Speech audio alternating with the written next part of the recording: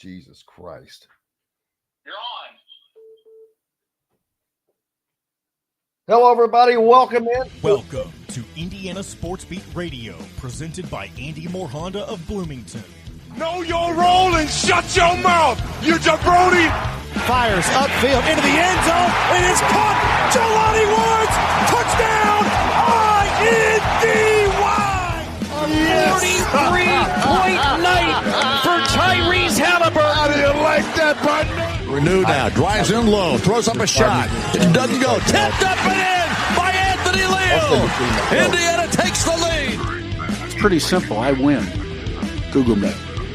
Now, here's your host, Jim Coyle.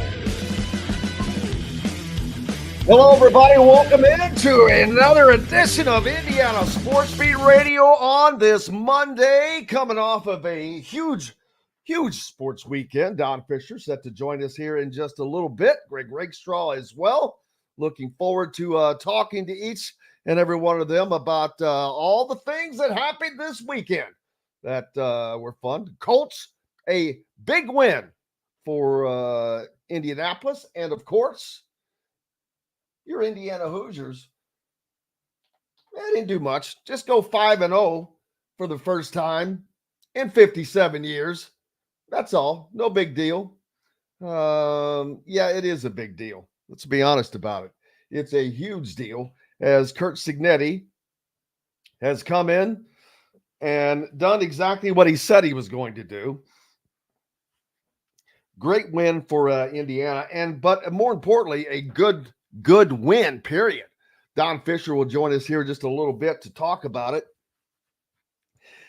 because I can't wait.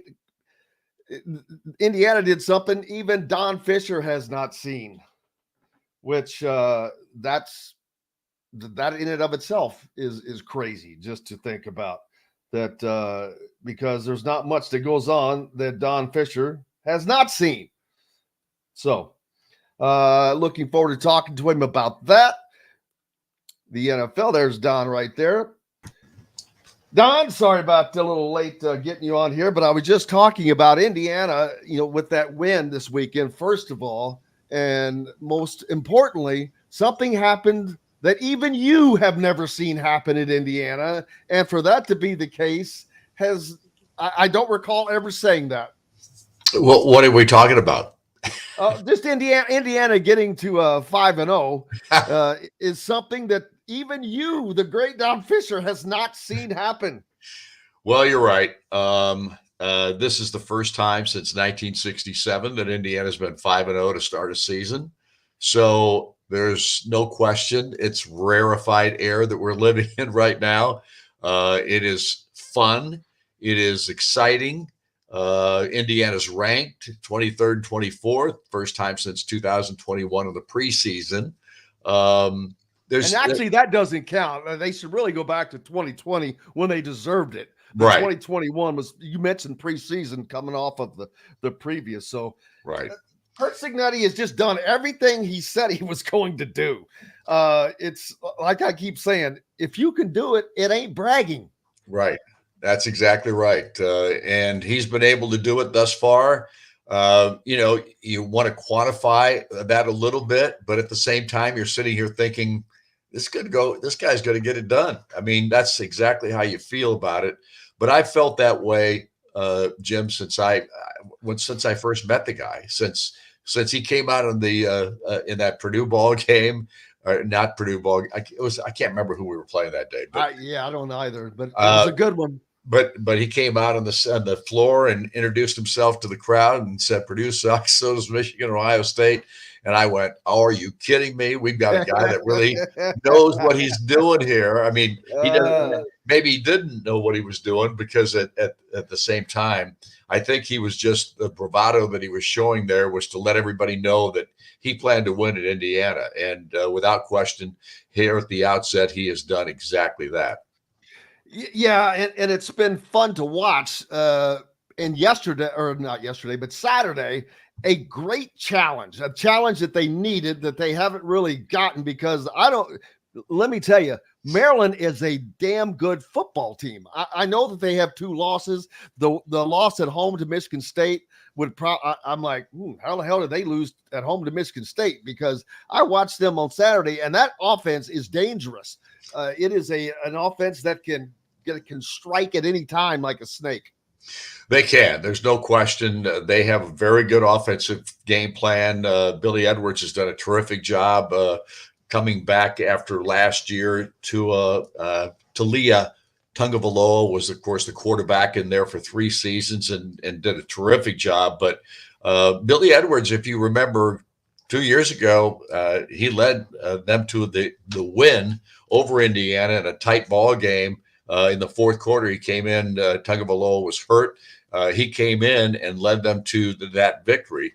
So you knew he was a quality guy, but they've got so many good athletes on that football team. And the thing that astounds me the most coming out of Saturday's ball game, and it doesn't stun me, but it's just one of those things that you sit there and you go, really, that happened? 4 turnovers in the ball game, and not a single point was scored off those turnovers off of Indiana's defense. There was no first downs given up, and a -9 yards of offense for Maryland off of 4 Indiana turnovers. That is astounding. It is. It truly is. It blew my mind when I looked at the score at halftime. Indiana's up 14-7, and they had 3 turnovers at that time.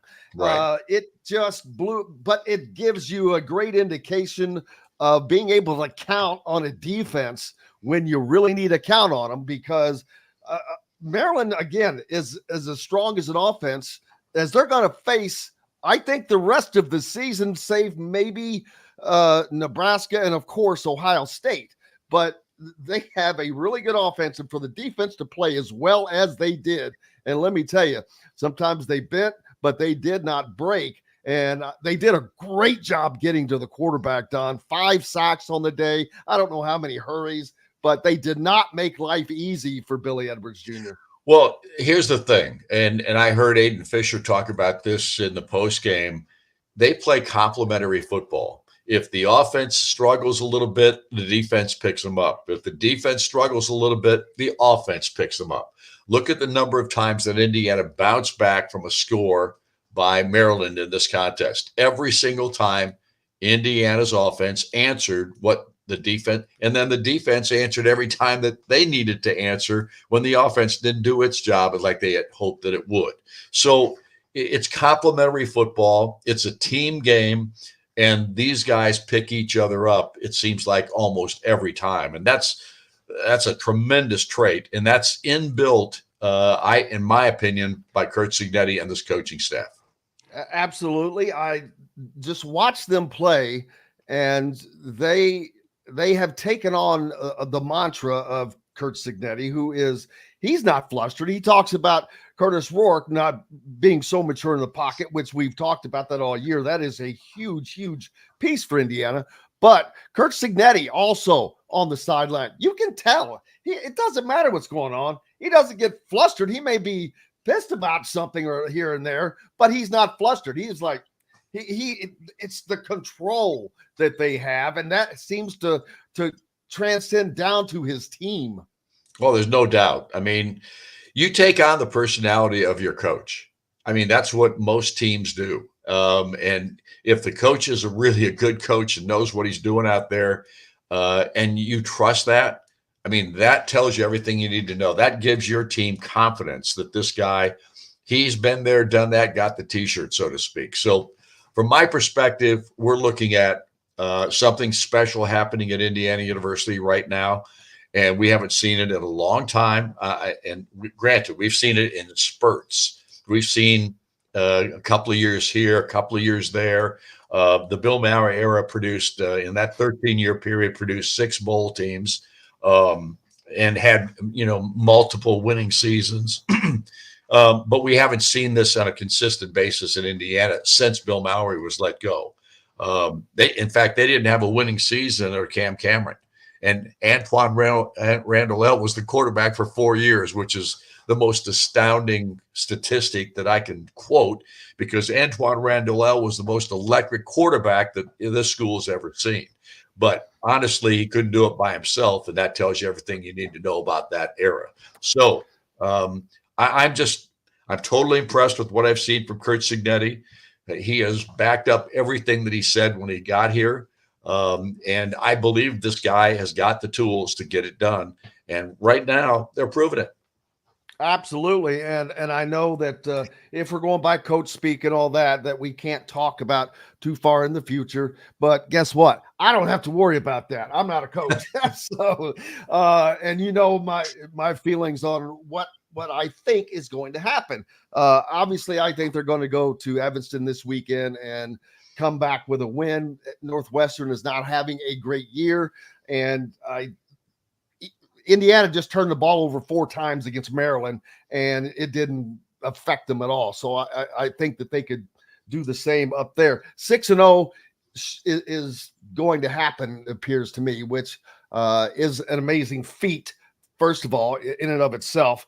But I'm telling you, I see a 10-0 Indiana at a 10-0 Ohio State, which would be great for the Indiana program. I mean, just think if that were to come into fruition, I'm just imagining what that does for recruiting, what that does for respectability around the country. It's amazing now how fast you can change perception, and that's something Indiana fighting and deservedly so, but they are fighting that perception of always being a D1 football doormat. And it's hard to escape that, but man, they're doing a job of getting out of that quickly. Well, you're taking it to a whole different level here, big boy. Well, you know, that's what I do. But you know, the reality of it is Northwestern is having a tough go. However, they've had a bye week leading up to this ball game. So they are a 2-2 team that has not played very well offensively. I don't know who the quarterback on Saturday. Lausch is quarterback early on. Now Wright has been the quarterback. They have struggled offensively, as we pointed out. Their run game, Cam Porter's a really good running back, but he's been really the only weapon they've had at this juncture. And if you're a one-track pony, you can get that stopped. So I just think Northwestern is I think that's a very good chance that Indiana will win this football game simply because they're better. And Indiana knows it, but at the same time, I love Curt Cignetti's mindset. We're going up there. This is a business trip, and we're going to get the thing done because that's what we do. He's not going to go up there cocky and all those kinds of things and saying, you know, we're going to beat them by 3 touchdowns. You know, he's not talking like the pundits, us, are doing. Yes. So basically, it boils down to this: not allowed to. No, and look, the mindset that this team has or has had for every ball game they played this year, absolutely as good as it gets. I love what I see. I think this is going to continue. We'll see how far it takes us at this point, but this is a really good Indiana football team that we're seeing, and we haven't seen this the likes of this in some time.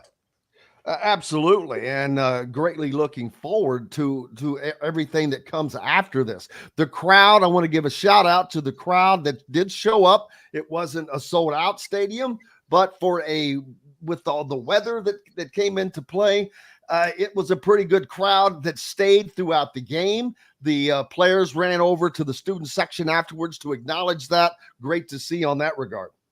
I wish they would have come to the other side as well, because the west side of the stadium has the season ticket holders, those people who year in and year out have bought season tickets. And granted, Indiana University has never had the dynamic 40 or 50,000 season ticket holders like some of these schools have. Indiana's had a steady group of fans who have come to virtually every ball game for most of their lives. That's maybe an 18 to 20,000 max of season ticket holders. And we know that season ticket holders have been there before and have given up their tickets because of the frustration with the program and not winning on a consistent basis, those kinds of things.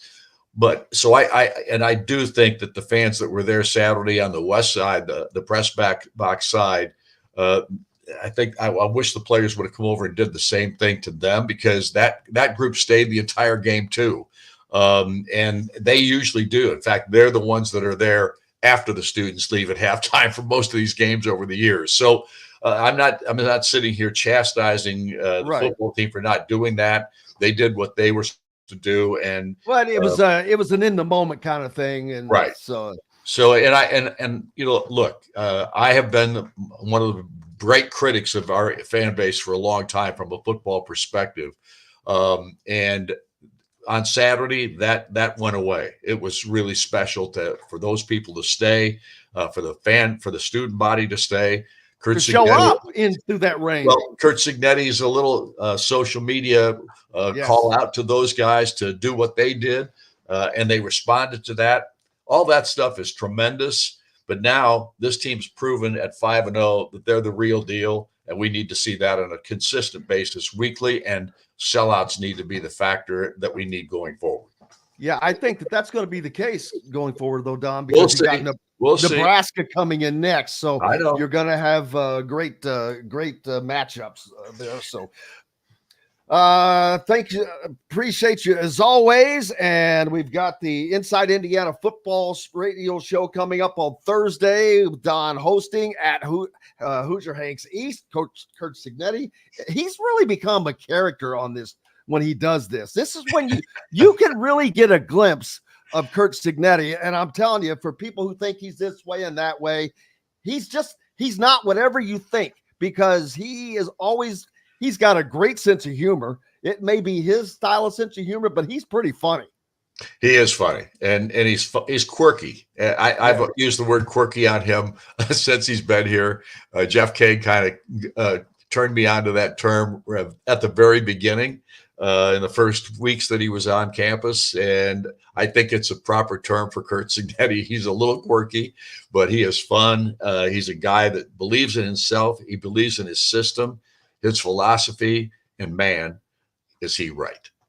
I wonder why. Well, yes, undefeated 5-0, heading towards 6-0. I appreciate you, Don Fischer, so much, man. I hope you have a great rest of your day. I'll see you at the presser later on. All right. Thanks, Jim. See you. You bet. The great Don Fischer joining us here on Indiana Sports Speed Radio. More coming up. Greg Rakestraw will join us. The Colts get a huge win over the Steelers yesterday. We'll talk about that and much more when we get back to the Hard Truth Studios on this Monday. Indiana Sports Beat Radio is brought to you by the fine folks at the Hard Truth Distilling Company, including Big Woods Restaurants and Quaffon Beers. You can find their great products in your area. If not, ask for Hard Truth. Their great products like their Hard Road Rye, Sweet Mash Bourbon, or the Toasted Coconut Rum. Ask for the Hard Truth. In the market for a new or used vehicle? Well, nobody beats the prices and selection of Andy Moore Honda in Bloomington. Right now, get a brand new Honda with no payments for 90 days. That's right, 2023 and 2024 Honda Pilots, HRVs, CRVs, Honda Ridgelines, payment-free for 90 days. Or get 0.9% APR financing for 36 months on a 2023 Honda Ridgeline. Go to AndyMooreHonda.com and get more to your door. If you're looking for a home in the Indianapolis area, you need Cheryl Sizemore from RE/MAX Advanced Realty. Cheryl Sizemore has over 2 decades of experience, and that could be the difference in you getting the home you want in today's tough housing market. Reach out to Cheryl Sizemore from RE/MAX Advanced Realty at Cheryl@IndyHomePros.com or 317-298-0961. Cheryl Sizemore from RE/MAX Advanced Realty. Let Cheryl Sizemore get you in the home you want today. Cheryl@IndyHomePros.com. Looking for someone to cater your next corporate event, family reunion, or tailgate? To some, a garnish may be nothing more than just a decoration put last on a plate. But in Bloomington, catering starts with Garnish Catering. Serving all of Bloomington and surrounding areas, Garnish Catering is waiting to help make your next event one to remember. Planning a great event shouldn't have to be stressful. Whether we quote you just for catering or a total event package, you can trust that you're making the right choice with Garnish Catering. Visit GarnishCatering.com. That's GarnishCatering.com. Garnish Catering is a proud partner of WOW Food Group. Whether it's a night out with the family, after work with colleagues, or catching the game with friends, Bubba's 33 is the place for you. Bubba's 33 offers a mouthwatering menu of selections that are all made from scratch every day. The portions are big, but the prices are small. And with over 50 big screen TVs, you'll never miss the big game. Bubba's 33. Pizza, burgers, beer. Country living is just a swing away. It can be hard to find the exact home that fits your family's needs, so there couldn't be a better time to build a new home with Property Shore Construction. Now building exclusively south of Bloomington within the Stonecrest Golf community. Choose from one of the gorgeous Stonecrest Signature Series house plans. We have several lots available with scenic views of the golf course. Contact Amy Rhoda with Revesco Real Estate for additional information. 812-583-0919 or go to mystonecrestliving.com. That's mystonecrestliving.com for more details. Enjoy healthy, delicious meals at home without the hassle with the Fresh Fork. Chef-curated, ready-made meals delivered right to your doorstep. Proudly fueling IU athletes and now available to you with a menu that's always fresh and diverse, from hearty proteins to fresh salads. The Fresh Fork empowers you to make better food choices without compromising. Let the Fresh Fork help transform your lifestyle for a healthier way of living today at thefreshforkonline.com. Use promo code RADIO20 and get $20 off your first order. Points. This segment is brought to you by the stalled Rusty every Gator time. in Bedford, where oceanic flavors meet southern charm.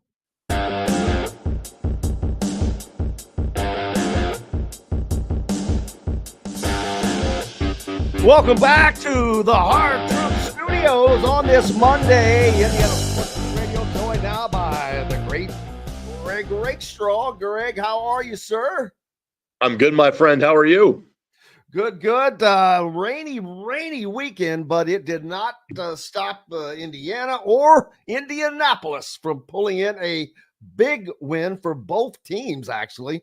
Actually was huge. Indianapolis, especially taking on the 3-0 Steelers, who had kind of found some magic. But, man, Jonathan Taylor looked really good, and Joe Flacco looked really good for the Colts. I missed the beginning of the game, so when I get to see Flacco, I'm like going, well, I guess they got tired of depending upon Anthony Richardson, but also he had a hip injury of some kind, which, man, is he going to be an injury-prone guy? Who knows? But they were able to get just a big win.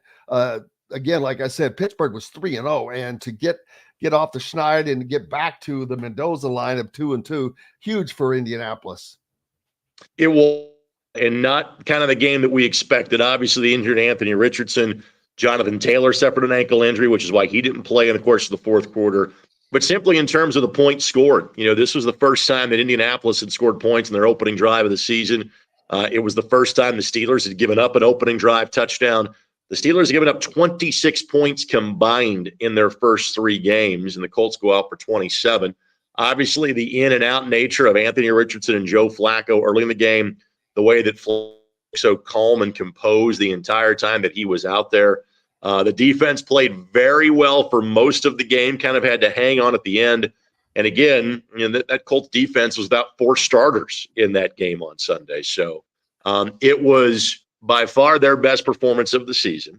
It was still by far from a perfect performance. But now at 2-2, water has kind of found its level. You're kind of with a lot of other, pretty good football teams in the AFC. I'm probably not to a point yet where I still want to kind of forecast long-term. I'm still kind of locked in on week by week thinking about this team because you're not exactly sure what you're going to see each and every week. But we feel a lot better about things than we did at this time 2 weeks ago. That's for sure. Yeah, and they're very fortunate to have a backup like they do, and a veteran, a grizzly veteran, as a lot of coaches will call them. But man, he looked so smooth and looked like he had been playing every game. Correct. And Jimmy, I obviously hadn't taken a snap this year. He barely played in the preseason. He looked the part when he played during the preseason in training camp. And my goodness, the first plays in the game, it's a completed pass. Usually you give the backup, hey, just hand the ball off here and get your pulse rate down to about 150. No. hit it to Josh Downs, and the Colts were 8 of 15 on third down yesterday. I know at one point in time, Joe was 6 of 7 on third down passing, and all of those passes had gone for first down. So Josh Downs was tremendous. Michael Pittman Jr. had his best day of the year. Again, the only concern would be injuries. But again, you can deal with them a lot better at 2-2 than you can at 1-3. And let me also reference this from a historical standpoint. Jim, it's the first time the Colts have beaten the Steelers in back-to-back games since they moved to Indianapolis. Of all teams the Colts have played, the Steelers have seemingly had their number. Now, they played 3 consecutive years in Indianapolis. That helps, but it's something the Colts had not accomplished dating back to 1968 and 1971, to give you an idea of how the Colts have beaten the Steelers in back-to-back meetings. Well, and they have an opportunity to win back-to-back games this week as Jacksonville will come to town. Man, they had Houston, I don't want to say beat, because I guess you never have anyone beat till the game's over, but they sure lost the heartbreaker as Houston's able to pull that game out with the Jaguars. Well, let's put it this way. Indy has to go to Jacksonville. So, and Indy's schedule is quirky in that, you play 17 games. They've only got 5 more home games with 13 games left to go. So 3 of 4 were at home to start the season. Now 4 of the next 5 are on the road. And the next 3 road games are all the divisional road games. They take place in the month of October. No one thought the Jags would be 0-4 to start the year. Nobody. I know they struggled mightily at the end of the year. They seemingly carried over for whatever reason. I thought the Jaguars probably played their best game of the season, yesterday, but still lost to Houston. And so in one sense, you kind of wonder, what Jaguar team will you see? Because the numbers tell you that at 0-4, you're not going to be a playoff team. Yet I think Jacksonville will play with the confidence knowing that Indy has not won in that building in a decade. You got to go back to 2014, the last time the Colts won in Duval. And there have been some really good Colts teams that have gone down to Jacksonville against some really bad Jacksonville teams and come up with an L and looked miserable in the process. So I think this coming week, Jim will tell us a lot more about the maturation of this football team. We have seen now that they can come back from adversity. How can you handle success? Can you make this now 3 in a row and get back over 500 before going to play Tennessee the week after that? Yeah, Greg, I don't know what is more astounding, their dealings with their unsuccessful dealings with Jacksonville, or the start to the season streak that's going. Both of them are mind-boggling to me because Indianapolis is not a downtrodden program or franchise, and has not been throughout all of that. So it's just it's a real quirky deal. It's weird, hard to understand, but it's got to stay in the here and the now, and they've got a chance to move forward, especially for a team that didn't have the start to the season that they would like, and they've kind of had to climb through these injuries with the quarterback and back and forth. I think they've done a heck of a job to be at 2-2 right now. I would agree with that. And again, there are certain teams you kind of know what you have, and I'm not sure we still know what this Colts team really is, to be blunt. And it's not just the quarterback position.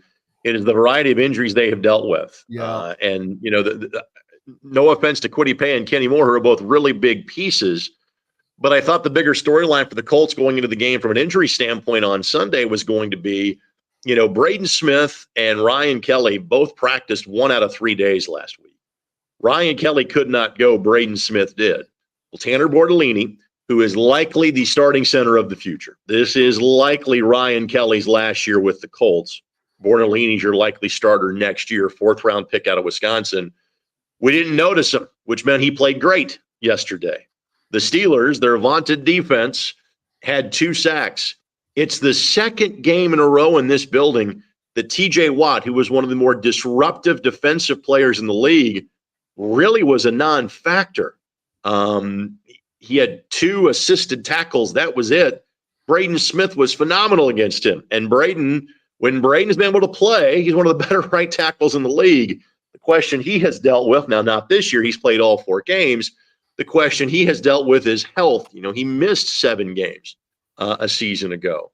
So again, there are elements of this Colts team. If you can put it all together, I think you can be dangerous. Do I think they're on a tier with the Chiefs or Bills or even Ravens? Probably not. But again, everything for this team, Jim, is be a playoff team. You'd love to win the division. They're a game back of the Texans. But I really think this is a race to 10. Last year, if they had gotten 10 wins, they would have been a playoff team. They had that chance against Houston in the last game, didn't do it, finished 9-8, missed the playoffs. I think everything for this football team starts with, can you be a playoff team for the first time in 4 years? And again, I think the pieces are there. Now let's see if they can just put it together on a week-by-week basis. Justin Fields, the Chicago quarterback who had been playing well coming into this game, boy, either Indianapolis made him look silly or he did it to himself, but he didn't have a great game, especially with that fumble he had that was a gift for the Colts. I had been really high on him. I'm like, man, Chicago, I think they may have messed up trading him, but who knows? But now you have to wonder, with Anthony Richardson's another injury, how long will this Anthony Richardson experiment go on? Because at some point they're going to have to, they need a franchise quarterback. And I know right now that's Anthony Richardson, but he started so few games up to this point. And if you continue to get hurt, you continue to stymie your potential growth.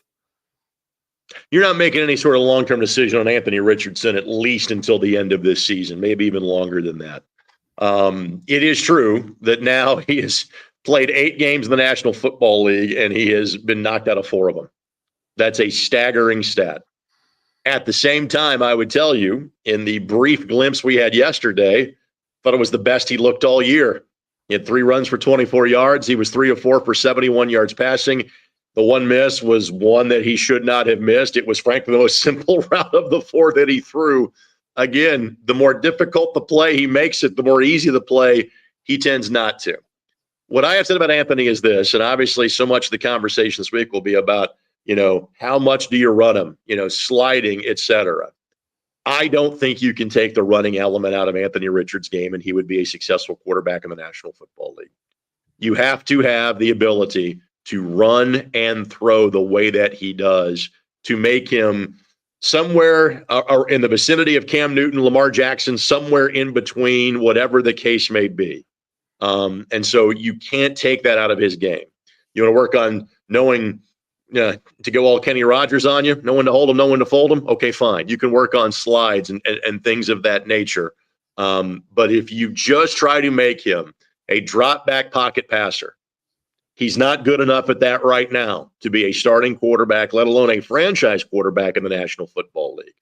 You have to find a way to marry the two and mix in more health, but you are not going to, you can't curtail that and have him be a starting quarterback right now in the National Football League, Jim. It just doesn't work that way. I hear that. Although this would be into the future, and I cannot find it again where I just saw it, but it was Andrew who put up Arch Manning to the Colts. Wow. I think Arch has got one more year before he would be accessible to them via the draft. And again, here's the other thing that I would say is this. The Colts aren't going to be a top 4, top 5 draft pick team this year. Something calamitous would have to be that way. And I don't think they are going to play that way a year from now. And again, assuming Anthony Richardson is the quarterback, and I have no reason to think he's not going to be as of next year. It's kind of why the Colts took Anthony. It was the dip year. That was after the Matt Ryan failed experiment, put them in a position to draft 4th, where they took a quarterback for the first time in 11 years after they took Andrew Luck at number 1 in pick 12. So here's what I would say is this. This is not exactly a team that I kind of know what they are. So like if I'm telling you long-term planning is 6 days from now, for the love of God, don't worry about 6 months from now in the NFL draft, or don't worry about the 2026 NFL draft either. Worry about this week and find a way to win in Jacksonville for the first time in 10 years. I hear that. That's yeah. Don't you can't throw the baby out with the bathwater. Just chill out and relax and let it go. What is up? What else did your weekend entail? So let's see. Supposed to have a high school football game Friday night, but obviously got pushed back to Saturday because there were a handful of games that were played in the remnants of the hurricane on Friday night, but not a lot of them. College football on Saturday had Indiana State and Houston Christian. Had the Indy 11 playing in the leftover rain and drizzle of the hurricane on Saturday night and getting a 4-0 win against Miami FC. So, I would say my typical weekend, but that's the thing about my life, Jim. No weekends are typical or standard or anything like that. And I am actually talking to you now from the IHSAA Champions Network studios because I've got some things I'm working on for the upcoming fall sports season. So hence the wood paneling and bright light you see reflective above my right side. Some things that I assume we will be talking about in the near future. And you will be seeing, absolutely, yes. Video evidence of these conversations will occur. I feel like Sports Sadamus right now. But did you happen to catch any college football over the weekend? I know that you were very, very busy and don't have time for that. Hell, I can barely catch a lot of what's going on when you're covering something. But, of course, Indiana, they go to 5-0 for the first time since the Rose Bowl team of 1967, which that is a huge deal. It just solidifies what is going on in Bloomington, and they did it against a team that is better than people think. I watched that Maryland team, and let me tell you, offensively, they're pretty decent. I don't know how they have 2 losses already. The fact that they lost at home to Michigan State, I'm a little surprised. But Indiana, I tell you what, they really impressed me because, Greg, they had 3 turnovers in the first half and were up 14-7. And I'm like, good Lord, if they had been able to do what they normally do and score on 80% of the possessions, this game would have been even further a spread than it was. But it was late, a 42-21 game. Here is the conversation that if I'm an Indiana football fan, I want to have. You have a chance to have 2 buys with a quirky schedule this year with having an extra week between Labor Day and Thanksgiving. You can go and do your first bye week knowing you're a bowl team. You can be 6-0 going into a bye and knowing that, all right, we got to make plans for the end of December or early January. And the fact, and I've seen this in multiple places, look at like the computer odds of making the college football playoff. Yes, Indiana in the college football playoff, like from a percentage standpoint, Indiana's odds are just outside the top 12 right now. That's crazy to think about. Indiana could be 10-0 going to the Ohio State game. That again is possible from Kurt Cignetti's standpoint. Yes, from Kurt have them at that. For Kurt Cignetti's standpoint, 6-0, go to the bye. You got a day or two to kind of stop and smell the roses and enjoy it.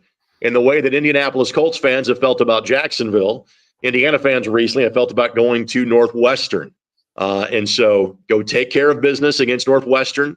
Again, a team that you can beat, but kind of like Maryland, has some talent there. Take care of business on the road like you did against UCLA. Same ocean view as Pasadena and everything now on Lake Michigan coming up on Saturday afternoon. But get to 6-0 and then you can stop and enjoy it. But this has been an amazing start for Kurt Cignetti and company.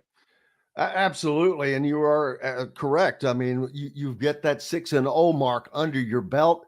Everything after that is gravy. And not only if you get that 6-0 under your belt, you get the bye week.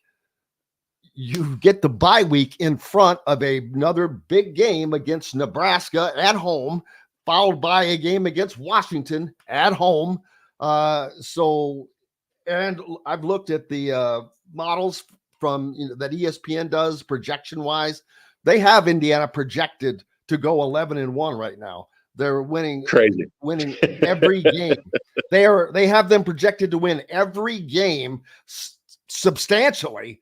I don't even remember what the Michigan settings were, but it was like 60% for Indiana. And of course, that'll change week by week.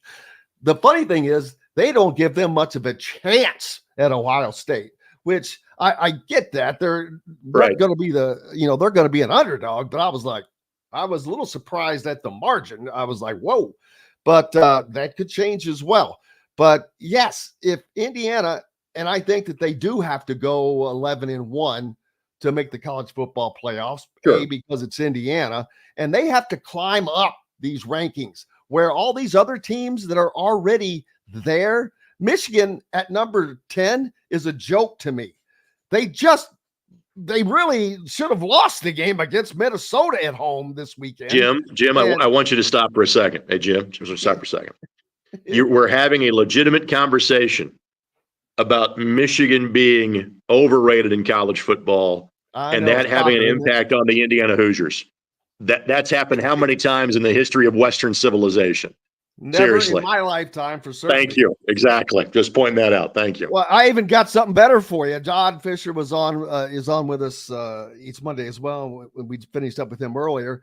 Well, the fact that Indiana is 5-0, Don Fisher's never even seen that happen. And if Don has not seen something happen, it's like, what did it really happen? You have to. Today is September 30th, 2024, in the year of our Lord, which is referred to as AD. I think in terms of all things Indiana time, it should be AD as in after Don, or AF as in after Fisher. So like we're actually in the 51st year of AD or AF, depending on how you actually, time things or note things in Bloomington time.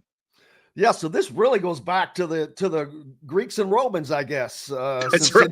Last time. What's up next for you, brother?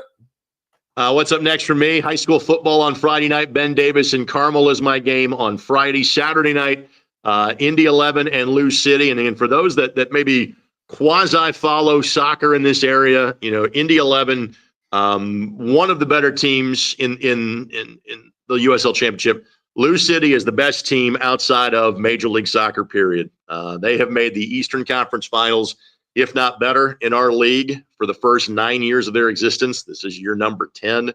They are the best team in our league, and I'm not sure it's that close this year. So they come up to Indianapolis for a big rivalry game on Saturday night, then Colts and Jaguars on Sunday, just your standard week for me.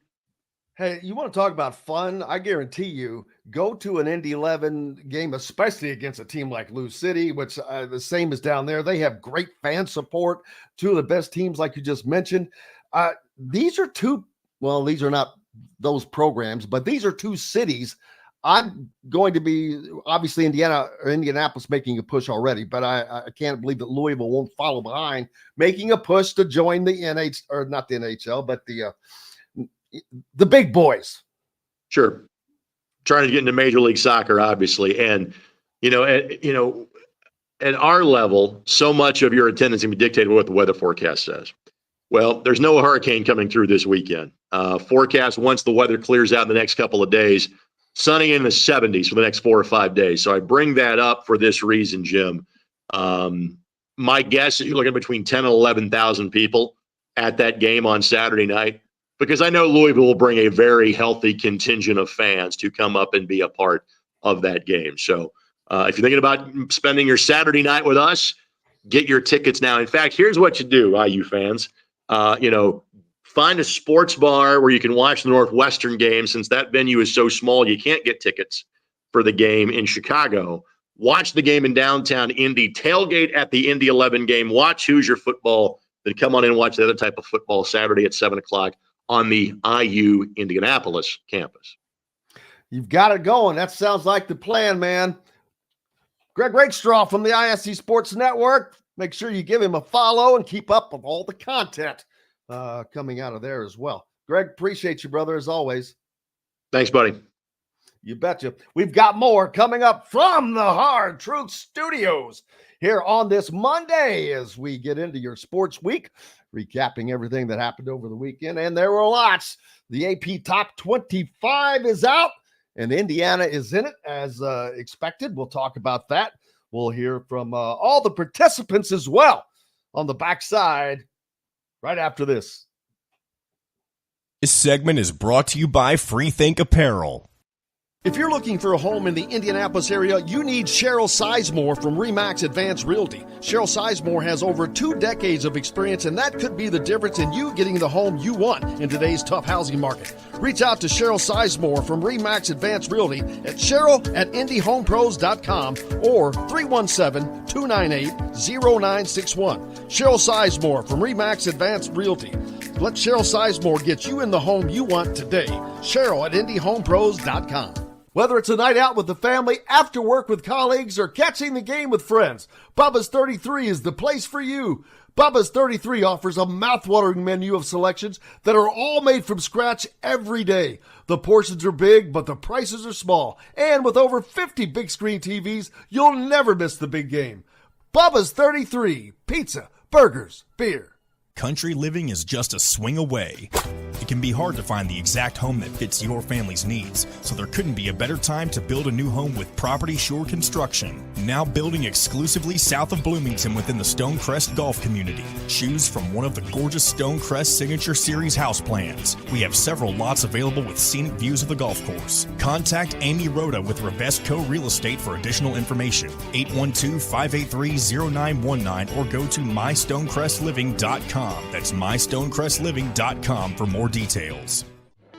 Know a team or group needing a fundraiser? Boost Fundraising raises more money faster and offers the most unique and user-friendly online fundraiser in the nation. Your team receives personalized fundraising pages for each team member. Free team-branded promo gifts shipped to each donor. Boost Fundraising does it all. Sports teams, marching bands, charity causes, and community groups. Go to boostfundraising.com and be sure to enter the promo code COYLE, that's COYLE, to receive a discounted fundraiser.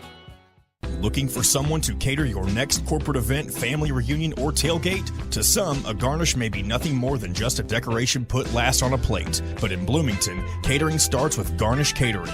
Serving all of Bloomington and surrounding areas, Garnish Catering is waiting to help make your next event one to remember. Planning a great event shouldn't have to be stressful. Whether we quote you just for catering or a total event package, you can trust that you're making the right choice with Garnish Catering. Visit garnishcatering.com. That's garnishcatering.com. Garnish Catering is a proud partner of WOW Food Group.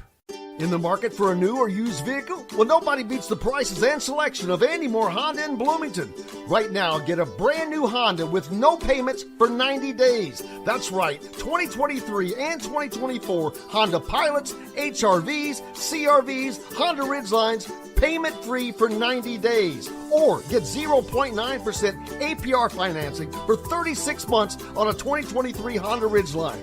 Go to AndyMooreHonda.com and get more to your door. This segment is brought to you by Hoosier Hanks East.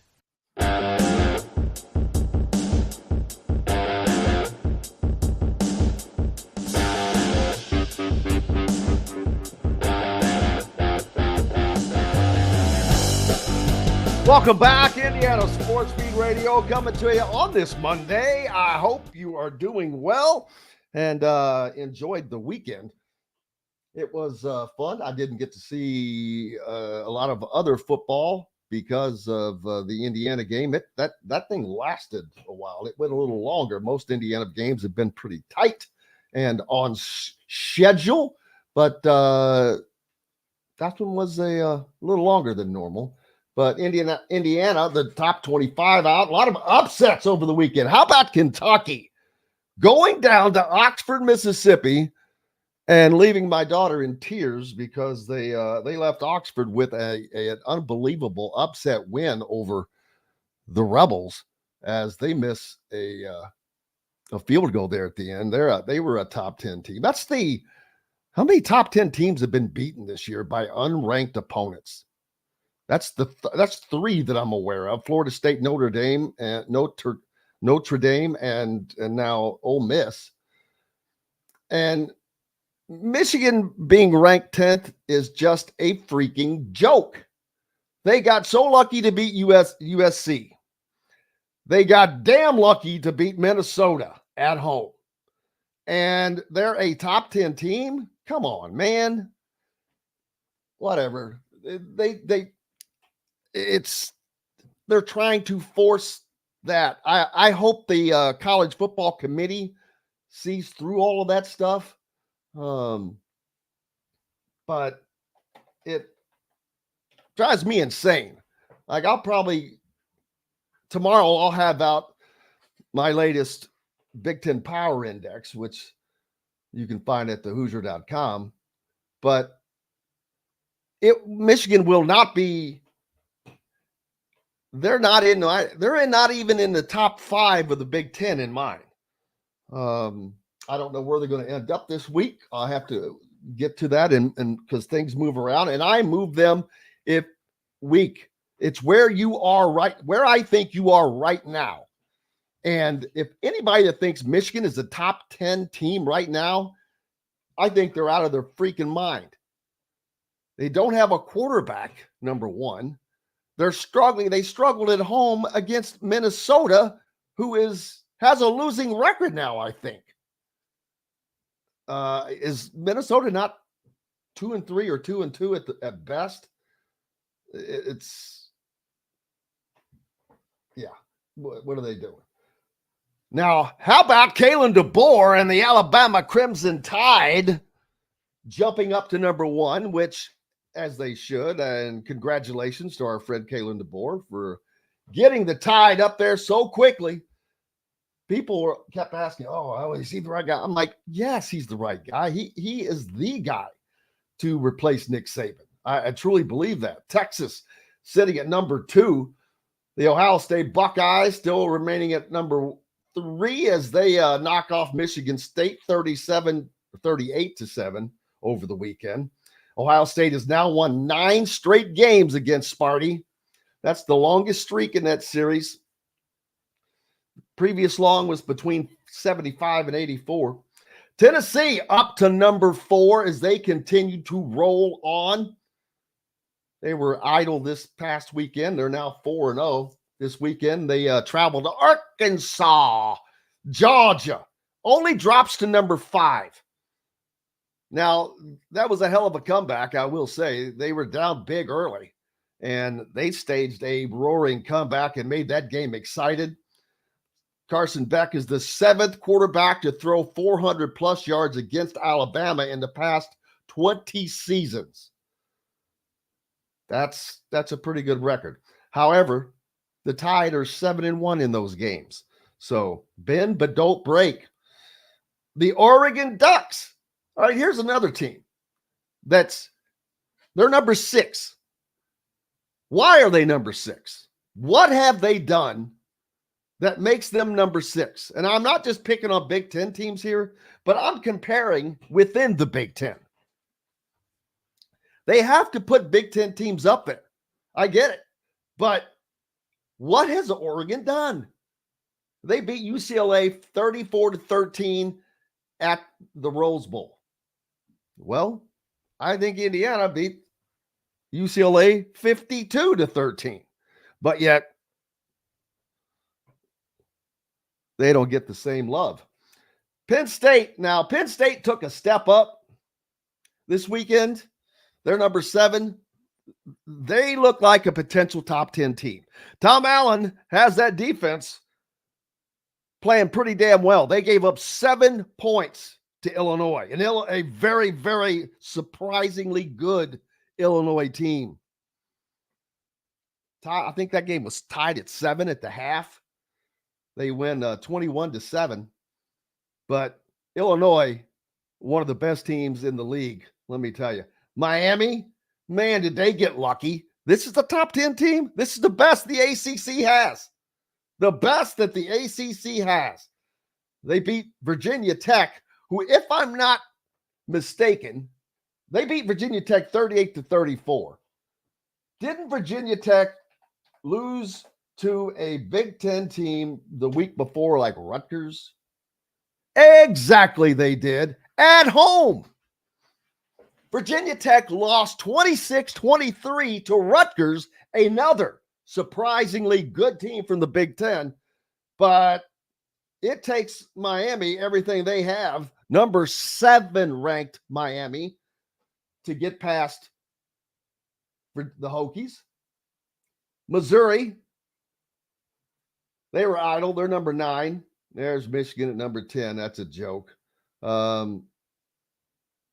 Second consecutive game, Michigan won despite being outgained by its opponent. The last time Michigan won back-to-back games while being outgained in each game was 2005. That's my point. But you know what? That's good for Indiana. If you're a Hoosier fan, you want them to keep winning and to keep being ranked highly. You want a top 10 Michigan team coming to Bloomington late in the season. Now, probably not going to happen because let's look at their schedule. Actually, it's very possible to happen. They do travel to Washington next week. Yes. And then they will have a bye before they travel to Illinois, which that's going to be a tough game. I have news for you. Michigan State will come to Michigan. See, Indiana plays on November 9th. And then Michigan has to play Oregon. So I doubt that Michigan is going to be ranked quite that highly when they make it to Bloomington. But it will be a good. The higher they are right now, the less they'll fall when they get beat. So that's going to help Indiana out some. You want these teams to be good. You want to knock off the better teams to add to the belief of those around the country. Right now, Indiana 2-0 in conference play, Michigan 2-0 in conference play. Everyone else is Ohio State, Oregon, Penn State, Rutgers, and Iowa 1-0. Illinois has played 2 games now. They're 1-1. Nebraska's 1-1. USC, Michigan State. I'm telling you, there is going to be a quagmire of teams, of good teams in this league. Let me start. Washington's okay, but oh man, Illinois. I'm going to go with there's 1, 2, 3, 4, 5, 6, 7 to 8 teams in the Big Ten that are going to be problems for people. And it starts with Illinois to me. Iowa, successful still. Rutgers is a surprise, man. Do not sleep on the Scarlet Knights. They're 4-0, 2 games from being bowl eligible. Penn State looked stronger this weekend than they have. So Penn State is going to step up. And right now, you probably have to say that they're the second best team in the Big Ten. I'm not discounting what Indiana has done. I think that Indiana is in that conversation without question. Indiana is without question in the realm of the top 4 of the Big Ten Conference, in my opinion. And I looked through all of the ESPN computer rankings for Indiana's remaining schedule. Every game. And they're favored, save for Ohio State. They're favored. They're picked substantially to win in every game. The computer models have Indiana going 11-1 right now. And early on, I didn't think that was going to be the deal, but I really started thinking 10-2. Mitchell Page, got to give my man Mitch some credit. He's been throwing out, taunting that 11-1 mark. All right. We'll come back. Lots more to get to here on Indiana Sports Beat Radio from the Hard Truth Studios. We'll be back with it right after this. Segment is brought to you by the Ugly Grouper. In the market for a new or used vehicle? Well, nobody beats the prices and selection of Andy Moore Honda in Bloomington. Right now, get a brand new Honda with no payments for 90 days. That's right, 2023 and 2024 Honda Pilots, HRVs, CRVs, Honda Ridgelines, payment-free for 90 days. Or get 0.9% APR financing for 36 months on a 2023 Honda Ridgeline. Go to AndyMooreHonda.com and get more to your door. Looking for someone to cater your next corporate event, family reunion, or tailgate? To some, a garnish may be nothing more than just a decoration put last on a plate. But in Bloomington, catering starts with Garnish Catering. Serving all of Bloomington and surrounding areas, Garnish Catering is waiting to help make your next event one to remember. Planning a great event shouldn't have to be stressful. Whether we quote you just for catering or a total event package, you can trust that you're making the right choice with Garnish Catering. Visit garnishcatering.com. That's garnishcatering.com. Garnish Catering is a proud partner of WOW Food Group. If you're looking for a home in the Indianapolis area, you need Cheryl Sizemore from RE/MAX Advanced Realty. Cheryl Sizemore has over 2 decades of experience, and that could be the difference in you getting the home you want in today's tough housing market. Reach out to Cheryl Sizemore from RE/MAX Advanced Realty at cheryl@indyhomepros.com or 317-298-0961. Cheryl Sizemore from RE/MAX Advanced Realty. Let Cheryl Sizemore get you in the home you want today. Cheryl@indyhomepros.com. Whether it's a night out with the family, after work with colleagues, or catching the game with friends, Bubba's 33 is the place for you. Bubba's 33 offers a mouthwatering menu of selections that are all made from scratch every day. The portions are big, but the prices are small. And with over 50 big screen TVs, you'll never miss the big game. Bubba's 33, pizza, burgers, beer. The Ugly Grouper, located on beautiful Anna Marie Island, Florida, is the place to be, and not just because they have unforgettable meals, including locally sourced seafood. The Ugly Grouper has your favorite craft beers and cocktails, along with live music every day. The Ugly Grouper is family-friendly, able to host private parties, and has the biggest grouper you've ever seen. The Ugly Grouper is the place to be on Anna Marie Island, Florida. Tell them Indiana Sports Beat sent you. Go to theuglygrouper.com for more information. Country living is just a swing away. It can be hard to find the exact home that fits your family's needs, so there couldn't be a better time to build a new home with Property Shore Construction. Now building exclusively south of Bloomington within the Stonecrest Golf Community. Choose from one of the gorgeous Stonecrest Signature Series house plans. We have several lots available with scenic views of the golf course. Contact Amy Rhoda with Revesco Real Estate for additional information. 812-583-0919 or go to mystonecrestliving.com. That's mystonecrestliving.com for more details. This segment is brought to you by the Fresh Fork in Bloomington.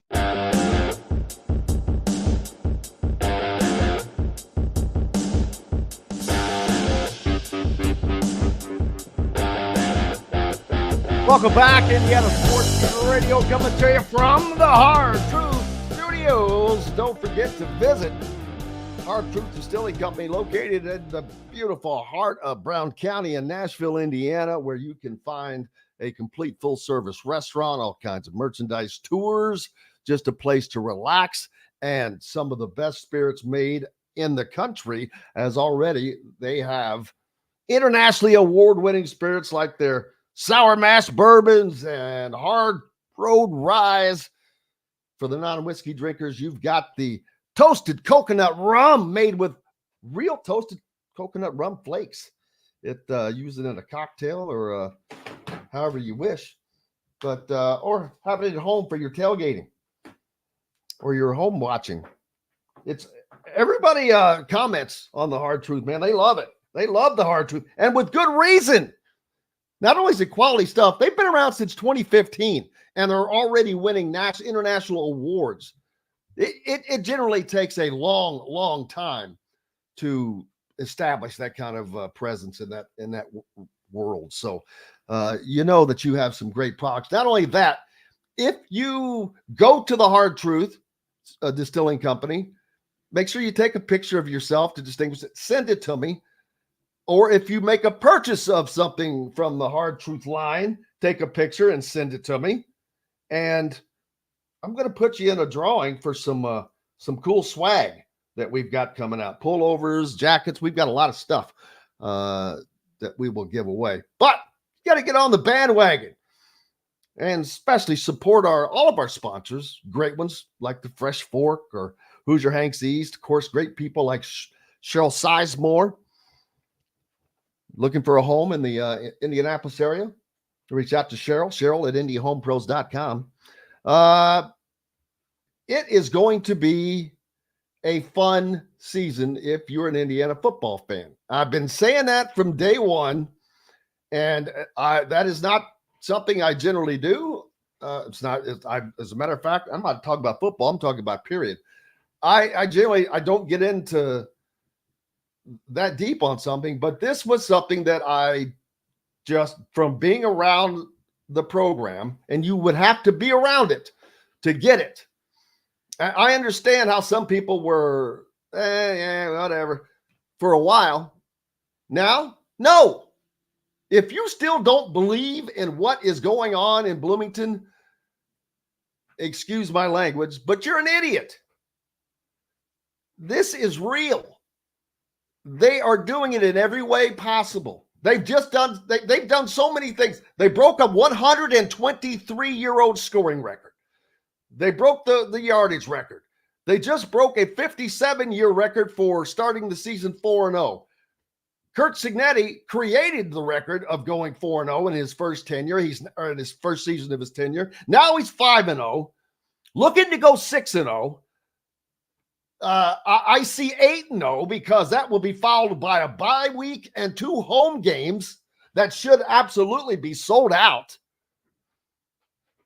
Then they have to go to Michigan State, which will be a definite test that I see Indiana winning to go 9-0.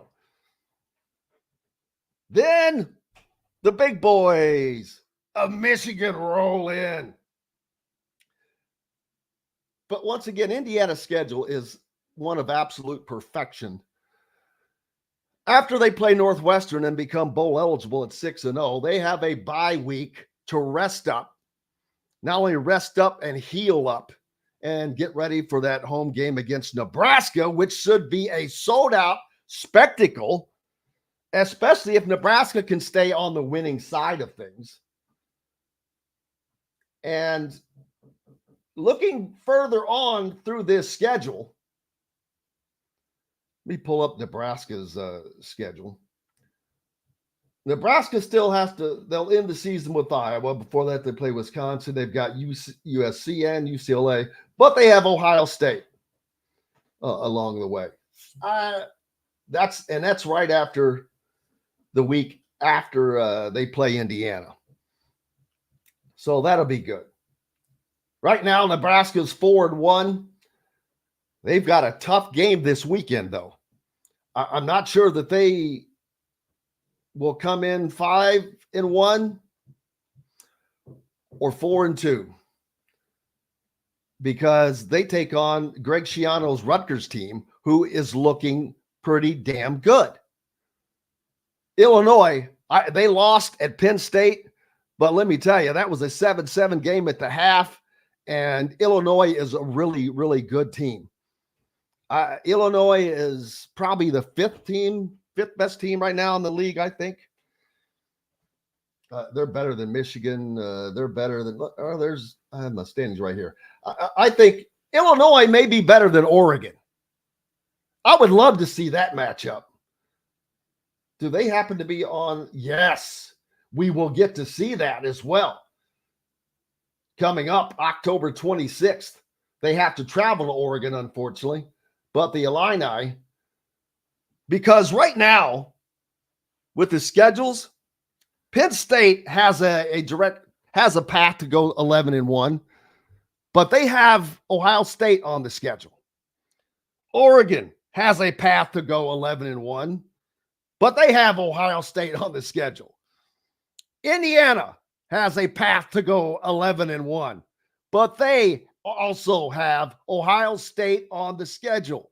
Ohio State is the outlier here. They've got to go 12-0. They don't have to, but I mean, this could be just an unbelievable quagmire at the end of the season for the Big Ten.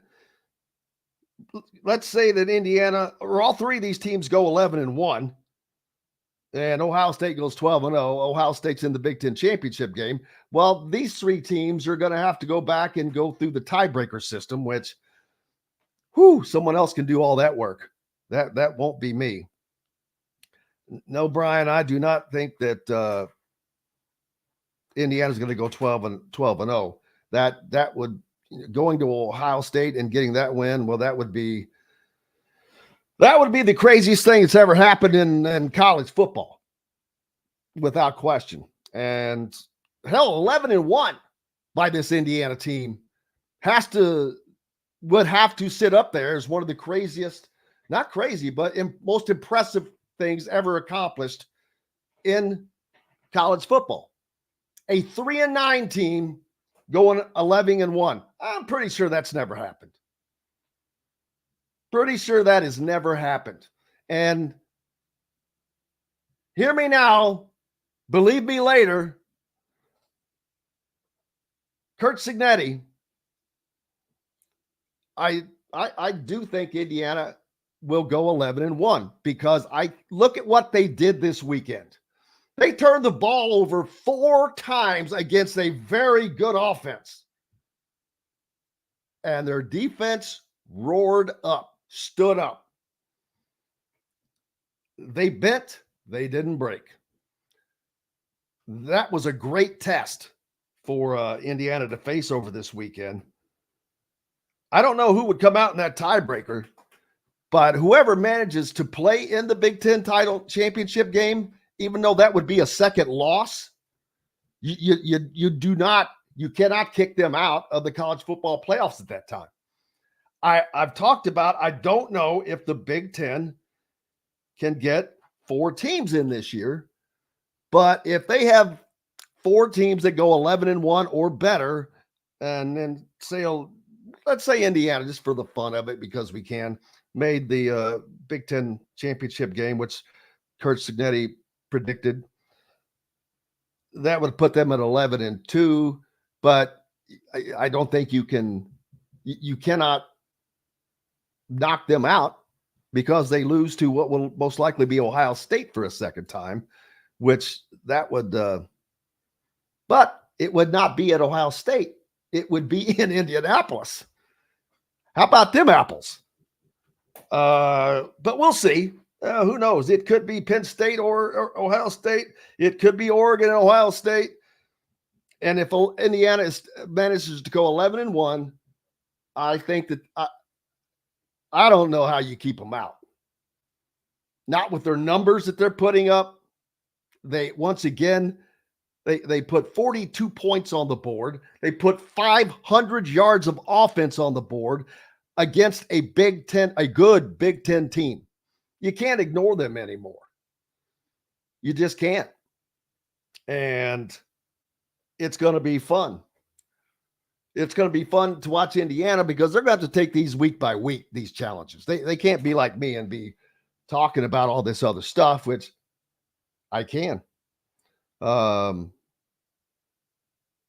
Yes, it has certainly already done that. Andrew says that Never Daunted is replacing LEO. Well, LEO has been replaced.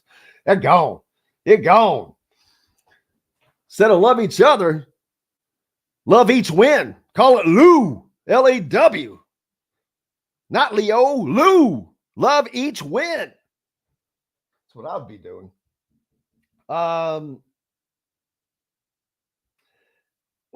Brian says the same way they kept Indiana out of the Big Ten championship game. That was kind of a screw job, but let's be honest. Indiana had the chance to win that game at Ohio State, and they turned the ball over 3 times. And that's what cost them that game. They would have won that game at Ohio State and been in the Big Ten championship game, but it didn't happen. But they have that chance now. Now, I'm going to be honest with you. Even though I expected Indiana to be really good this year, I did not expect to see them in the Big Ten championship game, which they are not yet, but they continue to have a chance. My only point of bringing that up is because Curt Cignetti said that on the Big Ten Network when they had him on for media days. We expect to be playing here. He's been pretty pathetic up to this point. I know we're talking a lot about Indiana football today, but you know what? They deserve it. The turnaround. Oh, I know what I was going to say earlier. So anyway, if Indiana does what I think they're going to do, and I'll go ahead and make this prediction on air now if I haven't already said it, but not only does Curt Cignetti win Big Ten Coach of the Year this year, he will become the second Indiana coach in, 4 years to win National Coach of the Year. There's no way that Curt Cignetti could not win or should not win that honor if they do what we think they're going to do. Purdue having some issues as offensive coordinator Graham Harrell fired just 5 games into the season. Yeah, they've only played 4 right now, but Purdue, things just not going well, as they were already picked by the media to finish last in the Big Ten. They gave Nebraska all they wanted. That game was not a thing of beauty. Dylan Raiola threw for 257 yards for the Cornhuskers and a touchdown. They win 28-10 in West Lafayette. But that game was a scoreless first half. Nebraska was trailing 3-0. Boy, how fun was that game to attend at Ross-Ade? The Cornhuskers scored 28 unanswered points in the second half. And instead of Graham Harrell being fired, how about the defensive coordinator? Just kidding. Nebraska not looking great.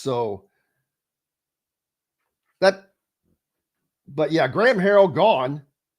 That's, man, you fire your offensive coordinator 5 games into the year, and you still have a bulk of your season to go. Now, sometimes that can spark some things, but there was a lot of, buzz bringing Graham Harrell in, and it just hasn't worked out for Purdue, and they're going to have to struggle through the rest of the season as things are not going well. They are in the bottom of the conference. I don't know who's worse, Northwestern or Purdue right now. They played Nebraska pretty well, so it's kind of hard to say that they're the worst.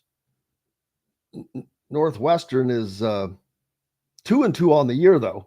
So right now, Purdue owns the bottom, along with UCLA. Boy, do they happen to play each other? Purdue does not play UCLA. They could have had a battle royale for last place. Northwestern's going to give them a run as well. Again, fortunately for Indiana, they play all 3 of those teams. So that's great. Andrew says that overcoming 4 turnovers and suspicious officiating is different for IU. What was the officiating calls that people were not happy with? Did I miss something?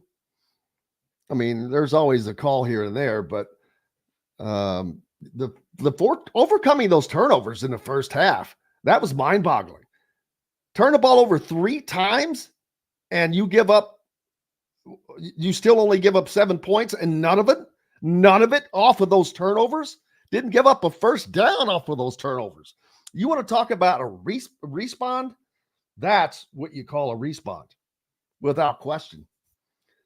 So, hey, we've got lots more coming up here on Indiana Sports Beat Radio.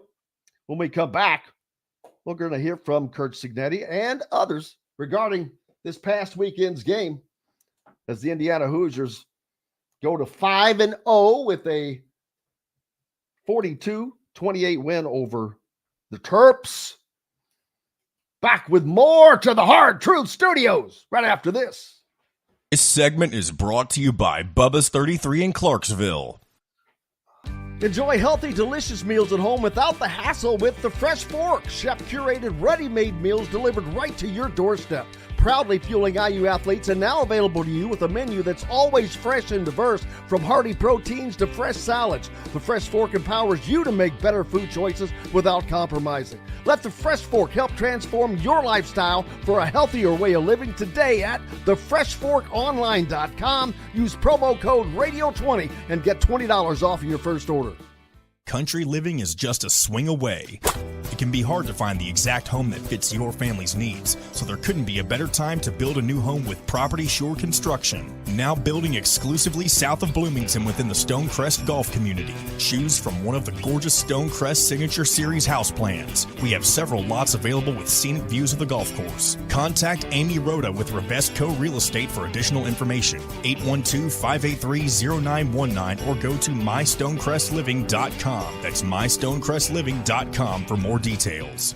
Whether it's a night out with the family, after work with colleagues, or catching the game with friends, Bubba's 33 is the place for you. Bubba's 33 offers a mouth-watering menu of selections that are all made from scratch every day. The portions are big, but the prices are small. And with over 50 big screen TVs, you'll never miss the big game. Bubba's 33, pizza, burgers, beer. Looking for someone to cater your next corporate event, family reunion, or tailgate? To some, a garnish may be nothing more than just a decoration put last on a plate. But in Bloomington, catering starts with Garnish Catering. Serving all of Bloomington and surrounding areas, Garnish Catering is waiting to help make your next event one to remember. Planning a great event shouldn't have to be stressful.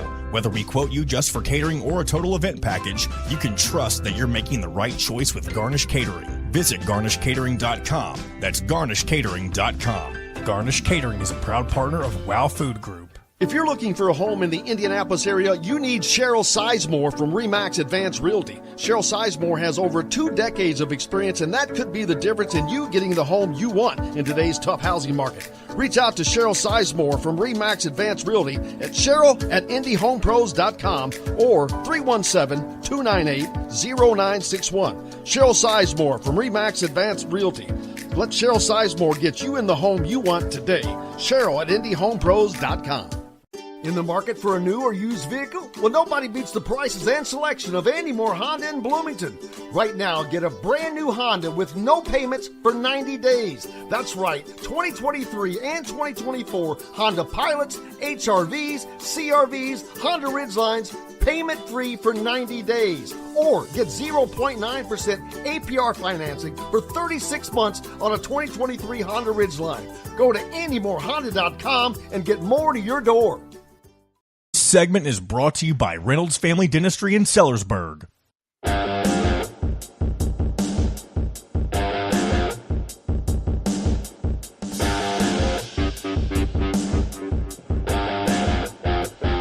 Welcome back. Indiana Sports Beat Radio coming to you on this Monday. Thank you so much for being with us. We appreciate you as always. Hope you had a good weekend, and you should have. Enjoying all the things that were going on, including college football. We can get a few, let's hear what, although the sound is going to be a little hissy, and that's not us, that's IU. We apologize, but I don't know what they have going on with their sound this year, but it's not been good. But here's Kurt Signetti. If it's too bad, we'll just take it away. Far from perfect, trust me. 4-0 in the turnover ratio against us, had not turned it over going into the game one time and still won by 2 scores. But defense really responded to every one of those turnovers.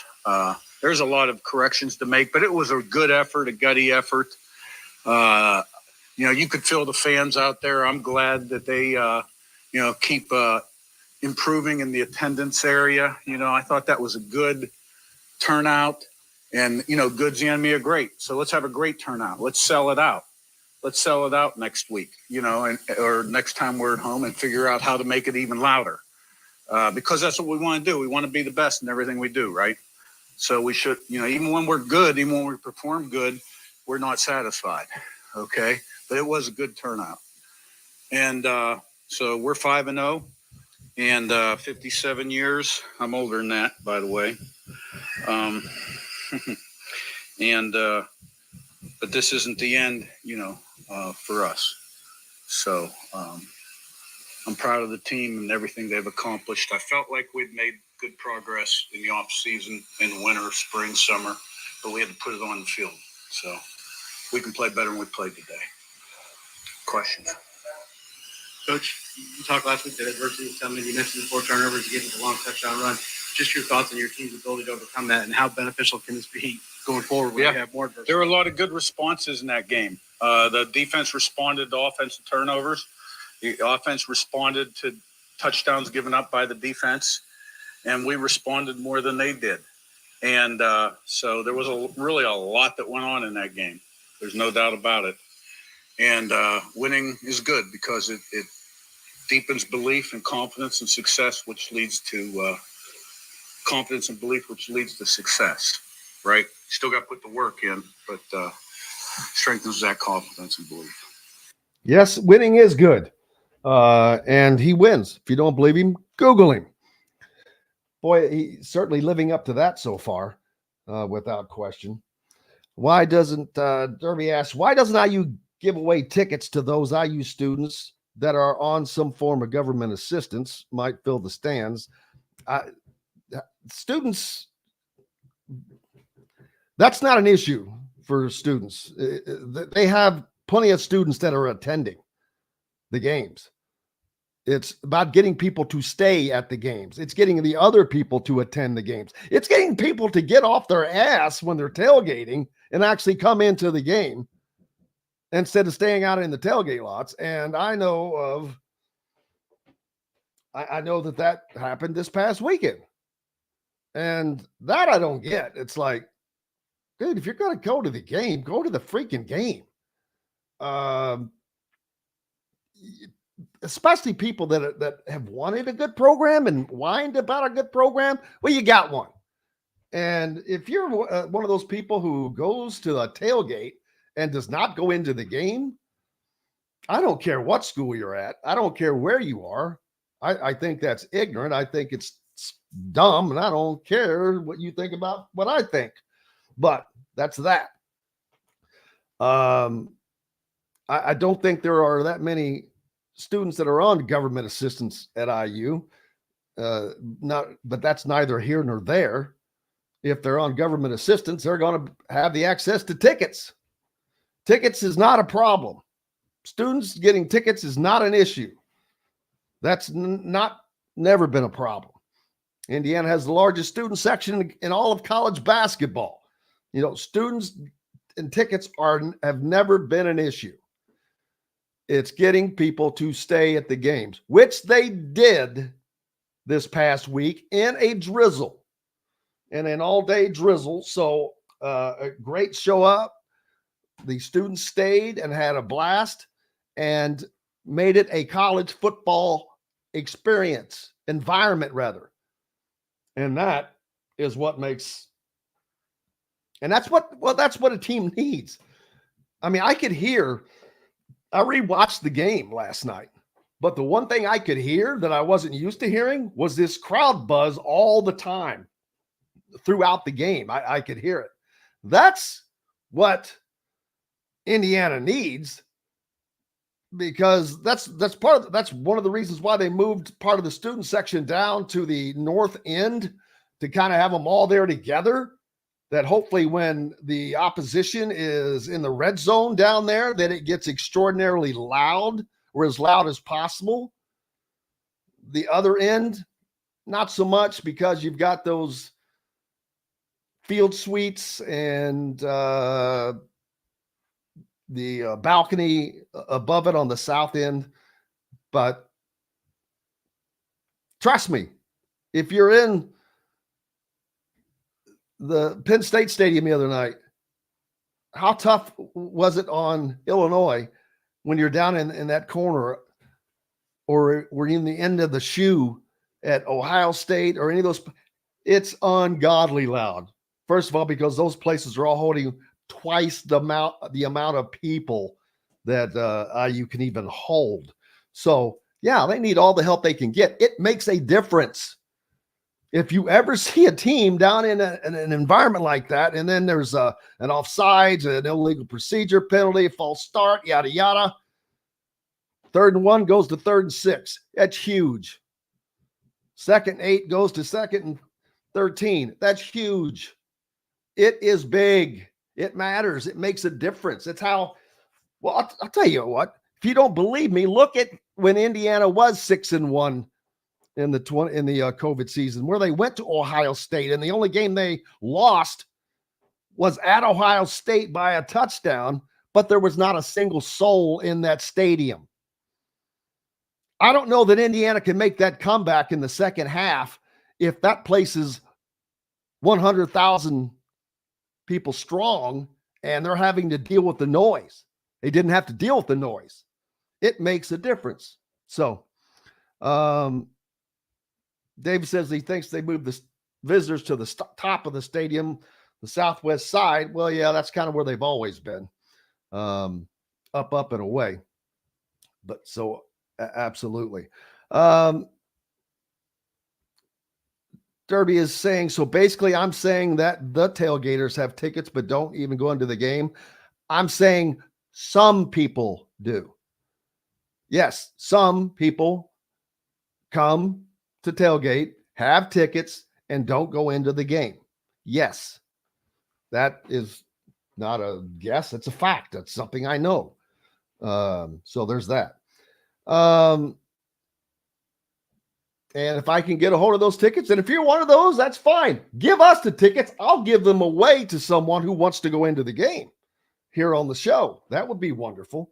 I'm sure someone would love to go. If you're someone who just loves to go tailgate and you have tickets, donate them to us so we can give them to someone who is not able to go to the game for some reason. Who knows? But we'll certainly do that. Dave says, well, I've seen visitors from the top to bottom of the southwest side. Well, that's because they also buy tickets. You know, people put them online. There's other ways to get tickets to events. That's why you will see for big games, Nebraska will probably travel. We know Michigan is going to travel. They'll bring fans. They're going to need fans. They are going to need fans, and they travel. That game is always sold out, and a big part of that is because Michigan brings extra people. Now, if Indiana fans were smart, they better start buying their tickets now if you want to go to a big game. Nebraska, Washington, Michigan, Purdue. You better buy your tickets now. I'm going to be shocked if those games don't sell out. I'm going to be shocked if the Michigan game doesn't sell out in advance.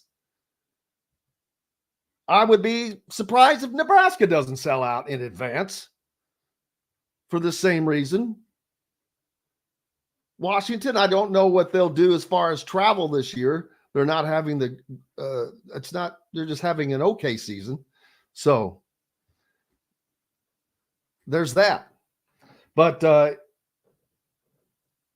Indiana is one of the shockers of the season. But like I said, Illinois, man, I'm really impressed with what Brett Bielema has done this year, although is this his second or third season at Illinois? I'm thinking it's his second season there. But regardless, it's some surprises this year, man. Rutgers, Greg Schiano. And of the surprises in the Big Ten this year, they're three programs that generally are not that good. Rutgers, Indiana, and Illinois. Those are three teams that no one on the outside saw coming. Now, I didn't see Illinois coming like that. Rutgers, we kind of heard something about, but I promise you, no one saw those three Big Ten teams that were going to cause the havoc that they have caused so far. Rutgers, like I said, they play Nebraska this week. Then they have a game at home versus Wisconsin. Now, that game at Nebraska is going to be a tough one. Although they're 4-0 right now, can they get to 5-0? We'll see. Then they have to go to UCLA. That should be a win. They have UCLA at home there, so there's a win. That could be their fifth or sixth win right there. Then they have to travel to USC. They have a game against Minnesota, Maryland, Illinois, and Michigan State. So the back half of their schedule tightens up as well. But the thing about Rutgers is they don't play anyone. They only played 2 ranked teams the entire season, and that is against a number 11 USC team that is, are they AP number 11? That's a joke. You've got to be kidding me. No, they are. Now that's a joke. Are you kidding me? How is that even possible? Regardless, no one has a schedule better than Rutgers. Holy crap. They play number 11 USC on October 25th, and then they'll take on the current number 24 ranked Illini. That's a schedule from heaven. Can Rutgers go 11-1? It's possible with the schedule they have. Damn, we got to add them to the list. Indiana does not want too many teams in there. You don't want more than 4 teams, as a matter of fact, because I'm not sure the college football committee would put 4 Big Ten teams in if Indiana were that 4th team. Simply because of what it says, which is horse crap. But that's just how it goes, because when you look at the AP poll and you see number 11 USC, you see number 10 Michigan, and I'm shaking my head. No. Michigan has not only lost already, so has USC, and so you can take a loss and still be in the top 10? Give me a break.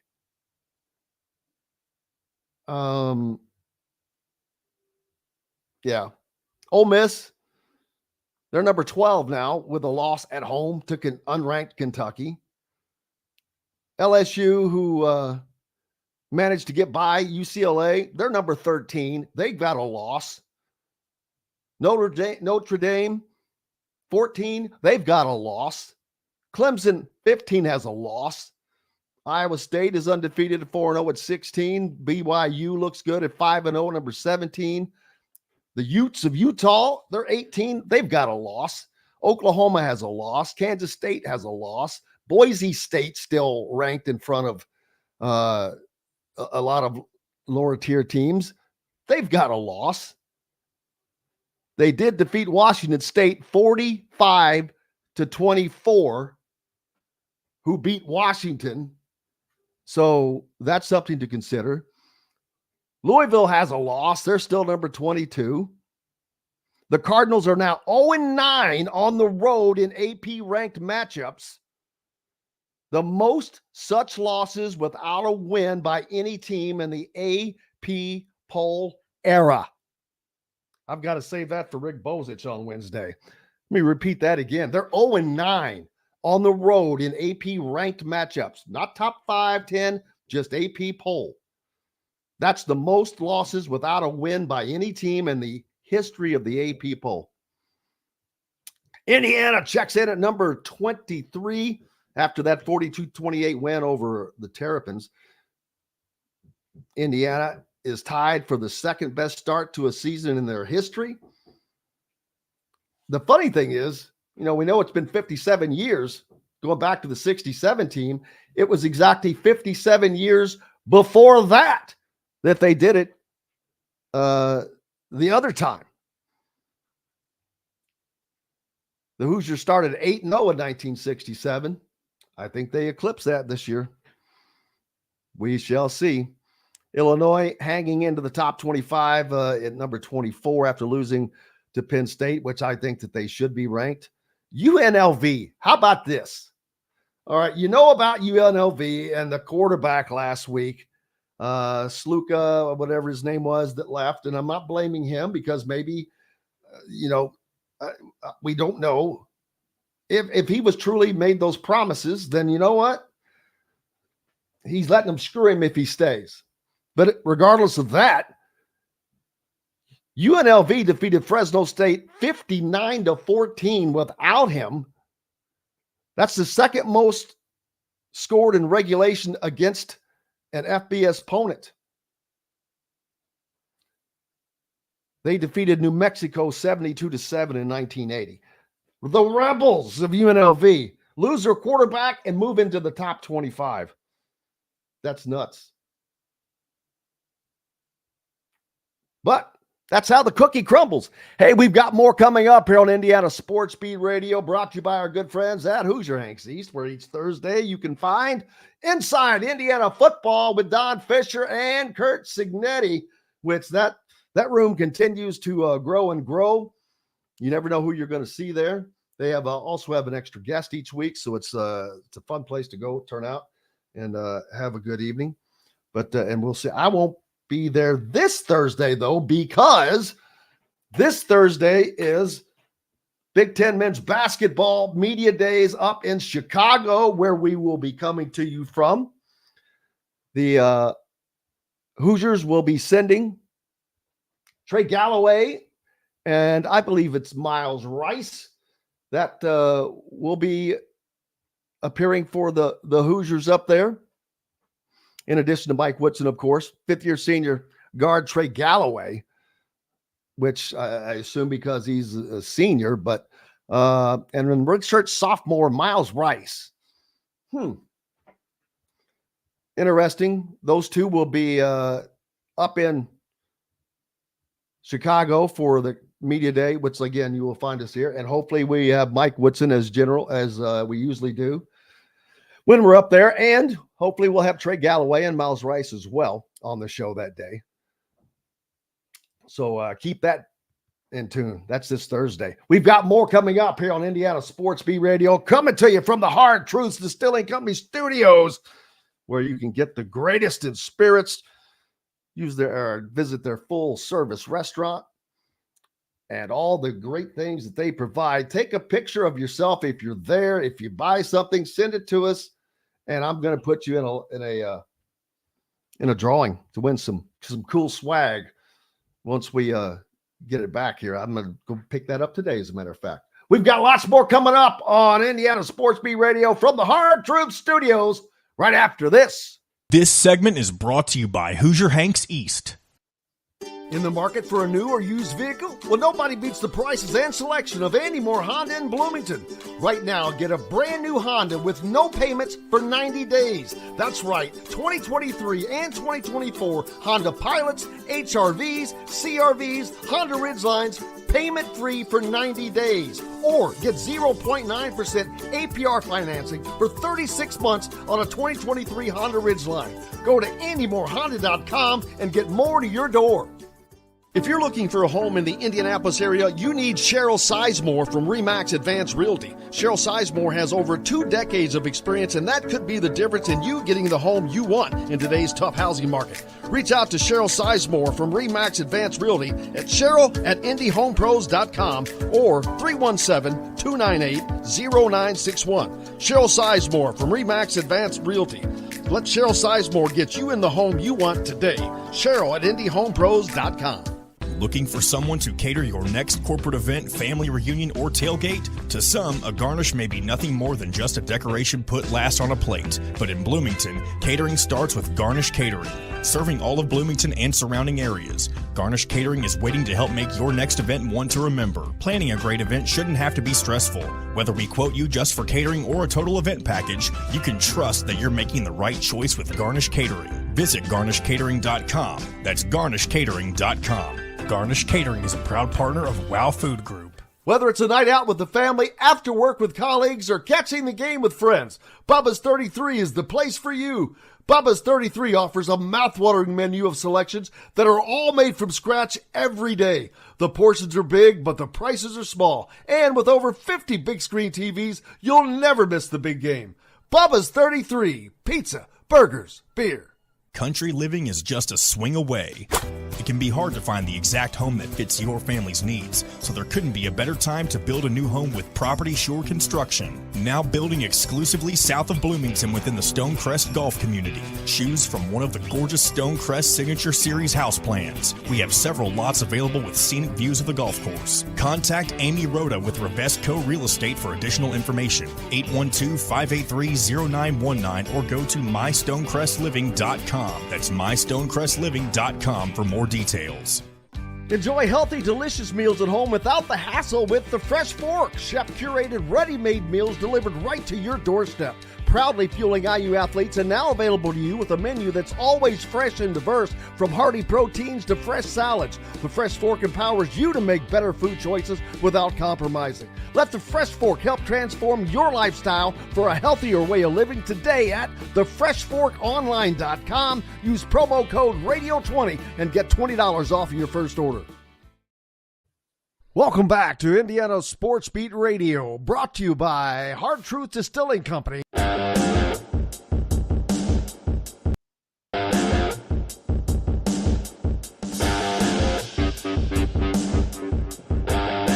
Welcome back to Indiana Sports Beat Radio, brought to you by Hard Truth Distilling Company and Andy Moore Honda Bloomington.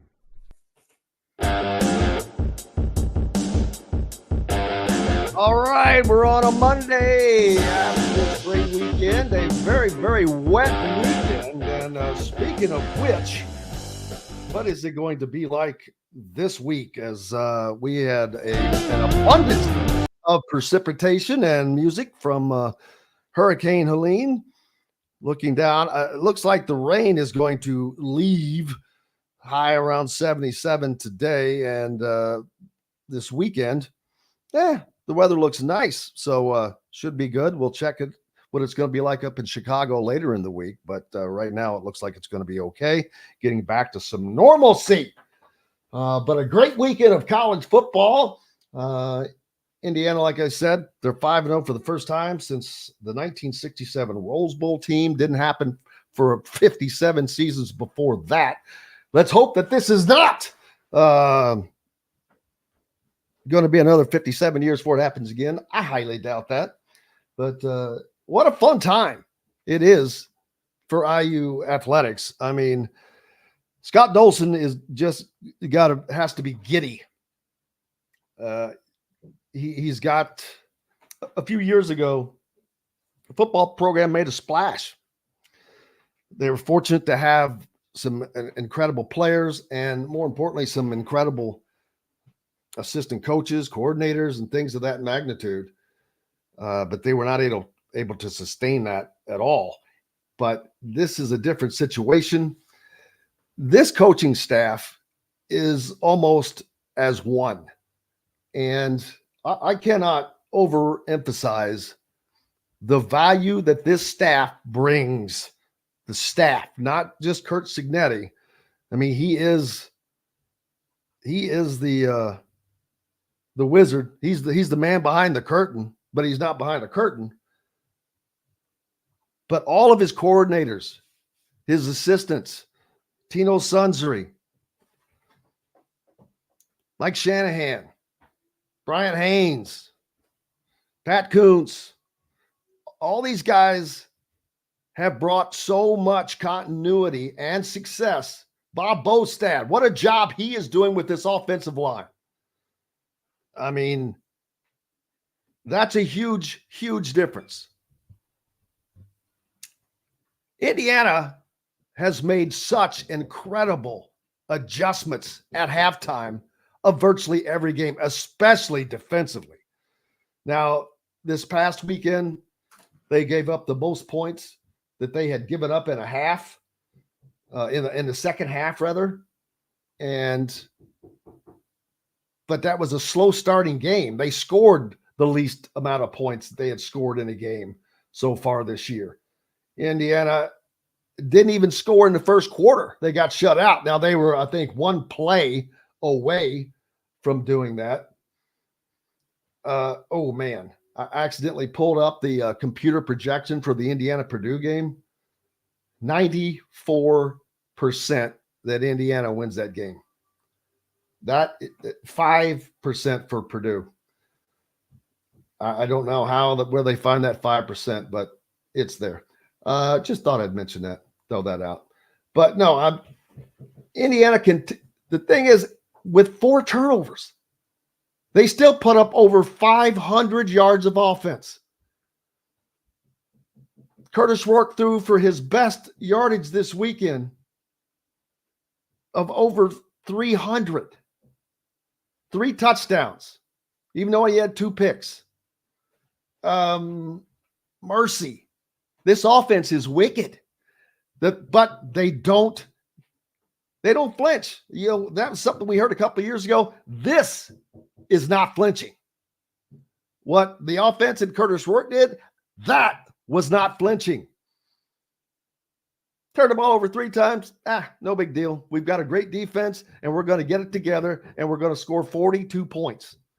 I don't know very many teams this year that will cough the ball up 4 times in a game and score 42 points against a pretty decent opponent like Maryland. That says a lot. It says a lot about the capability of that team. We're going on about it today. I know a lot, but you know what? It deserves that. It deserves to be talked about because Indiana is making history. Week after week, they're making history. Kurt Cignetti is making history as well. And I do not expect this to stop. Indiana should probably be ranked somewhere in the top 20 next week. Not that they have a big win coming up, but it's just they're going to move up as it goes along. There's going to be teams that drop, teams that rise. Unfortunately, Indiana does not play a ton of, although they do play Michigan, that's ranked in the top 10, and Ohio State that's ranked in the top 10. Nebraska is not most likely they're not ranked now, and they're not going to be ranked when Indiana plays them. Washington not going to be ranked. Michigan State not going to be ranked. So the only 2 ranked teams Indiana is going to have a chance to play also is Michigan and Ohio State. So the Michigan game is a must win to me for Indiana to continue to prove that they deserve this talk. And it's a game coming at home. And I think Indiana's better than Michigan. Michigan outgained 2 games in a row now offensively and still win. That's got to be tough, but imagine the excitement at Memorial Stadium if Indiana is undefeated and goes to 10-0 by beating Michigan later on in November. Just think of the hype. Indiana traveling to Ohio State to play the undefeated Buckeyes in the shoe. 10-0 Indiana, 10-0 Ohio State. You think that game won't get some hype? You think that game won't get Fox's big noon kickoff? Oh, yeah. Unfortunately, that'll make it a noon game, but that's okay. Not sure what they're going to do with the Michigan game and these times. The Big Ten had their stage presence here over this past weekend. But Indiana's going to start getting more and more acknowledgement, and it's going to make it more and more a target. Nebraska is going to look at that as an opportunity they need. Michigan damn sure going to look at it that way. Brian loves the noon game. That's when college football is supposed to be played, he says. You know what? The IU-Nebraska game will be a noon game. It will be on BTN. Had Nebraska not lost to Illinois, that would have been a Fox Big Noon kickoff game. But since they did get the L, I think that pretty sure, I'm almost virtually positive, that will be a noon game on BTN. Yeah, there is something to be said about those games being over. And you can go watch college football the rest of the day. You can go to dinner. Doesn't allow much for tailgating for the tailgaters. But shout out again to those people that showed up over the weekend. It was good to see that in that weather. Luckily, there wasn't a lot of bad weather that day on Saturday. And won't have to worry about that this week. But playing at a unique venue as Northwestern is rebuilding their football stadium. They're building a brand new stadium. And 12,000 people thereabouts will be up there. Cannot thank everybody enough for showing up today on the program. Greg Rakestraw from the Indiana Sports Network and the voice of the Hoosiers, Don Fischer. We've got more coming up tomorrow. Looking forward to it. Mike DeCourcy, Crowning Hoosier, and much more. Until tomorrow from the Hard Truth Studios, I'm Jim Coyle. I will see you on the radio. Thanks for listening to Indiana Sports Beat Radio. Be sure to subscribe to our YouTube page for more clips and team coverage of Indiana basketball, football, and more. You can also find full episodes and tons of other content on thehoosier.com. We'll see you next time for another edition of Indiana Sports Beat Radio.